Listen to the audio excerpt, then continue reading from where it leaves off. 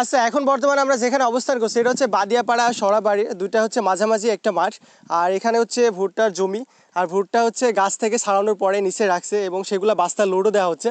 এখন জাস্ট এটার মধ্যে দেওয়ার পরে ভুট্টাকে মাড়াই করা হবে আর কি, সবগুলো ছিলা হবে আর সেটারই কাজ ইতিমধ্যে শুরু হবে আর কি। আর এখানে দেখেন সবাই কিন্তু এই যে যে পরিমাণ রোদ পড়তেছে মাঠে, এই রোদে কষ্ট হচ্ছে না আপনাদের কাজ করতে? খুব কষ্ট হয়েছে, খুবই কষ্ট হচ্ছে, পানি তেষ্টা বেশি পাচ্ছে কি বল? পানি তৃষ্ণা বেশি লেগে যাচ্ছে। হ্যাঁ অবশ্যই, আর প্রচুর পরিমাণে রোদ পড়তেছে বাংলাদেশে বিশেষ করে। আর কাজ এখনই শুরু হবে আর কি, আমার জন্য মানে সাউন্ডটা যাতে ক্লিয়ার আসে, না হলে এখন স্টার্ট করে দিতেন কি দাদা।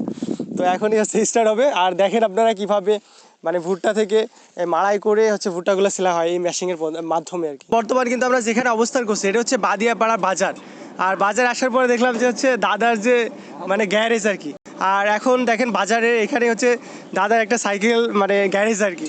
এটা খুবই ভালো লাগছে, বিশেষ করে আম গাছের ডিসে প্রচুর ছায়া, যেহেতু প্রচণ্ড পরিমাণে রোদ পড়তেছে। আর এখানে কাজ চলতেছে, কি করতেছেন এখন? মানে এই তো সাইকেলে টাল মারছি। টাল মারছেন, যে চাকাটা দেখতে পাচ্ছেন, এটা হচ্ছে ঘোরায় ঘোরায় এটা ঠিক করছেন, তাই তো? ও আচ্ছা আচ্ছা, হ্যাঁ হ্যাঁ।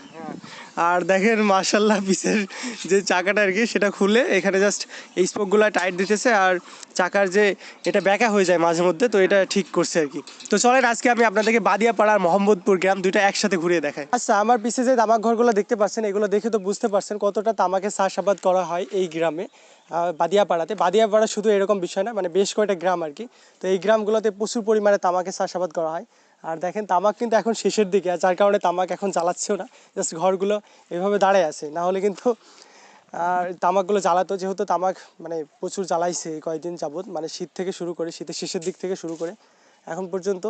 আর দেখেন পিছে ছাইটাও পড়ে আছে আর কি, যে খড়ি দিয়ে জ্বালানো হয় তো তার তো একটা ছাই আছে, তো সেগুলো এখানে পাশেই রাখা হয়েছে। আচ্ছা, আজকে হচ্ছে আমি লুঙ্গি পরে আর কি, বিশেষ করে মানে স্কুল প্রতিষ্ঠানে প্রবেশ করছি লুঙ্গি পরে, এটা আলাদা একটা ফিলিংস কাজ করতেছে।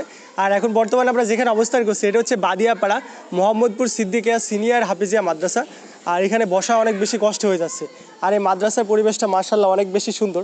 আর এই মাদ্রাসার মানে ভিতরে আর কি একটা মাজার আছে, যিনি অত্যন্ত ভালো মনের মানুষ, যিনি মারা গেছেন আর কি। তো ওনার দোয়া নাকি অনেক বেশি কবুল হতো, মানুষ অনেকে আসতো তার কাছে পরামর্শ নিত কীভাবে ইসলামিকভাবে মানে ইসলামের পথে কীভাবে চলতে হবে এইসব বিষয় নিয়ে আর কি। আর বাদিয়াপাড়া গ্রামটা অনেক বেশি সুন্দর, আর মাদ্রাসাটা তো মার্শাল্লাহ অত্যন্ত সুন্দর। তো লুঙ্গি পরে আজকে ভিডিও করতেছি আর কি। এখন বর্তমানে আমরা যেখানে অবস্থান করছি এটা হচ্ছে বাদিয়াপাড়া কেন্দ্রীয় ঈদগাহ ময়দান। আর ঈদগাহ ময়দানটা মার্শাল্লাহ অত্যন্ত সুন্দর, এই কেন্দ্রীয় ঈদগাহ ময়দান এবং হচ্ছে বাদিয়াপাড়ার যে মসজিদটা আছে সেটা হচ্ছে একই সাথে আর কি। আর যার কারণে যেটা অনেক বেশি ভালো লাগছে আমার কাছ থেকে। আর দুবলা ঘাসও আছে, আর যে দেখতে পাচ্ছেন যে চুন দিয়ে দাগটা দিচ্ছে, এটা মূলত হচ্ছে আপনার নামাজের কাতারটাকে সোজা রাখার জন্য, এটা খুবই জরুরি আমাদের। আর মসজিদ বা কেন্দ্রীয় ঈদগাহ ময়দান দুইটা যেটাই বলেন না কেন, দুইটা অনেক বেশি সুন্দর।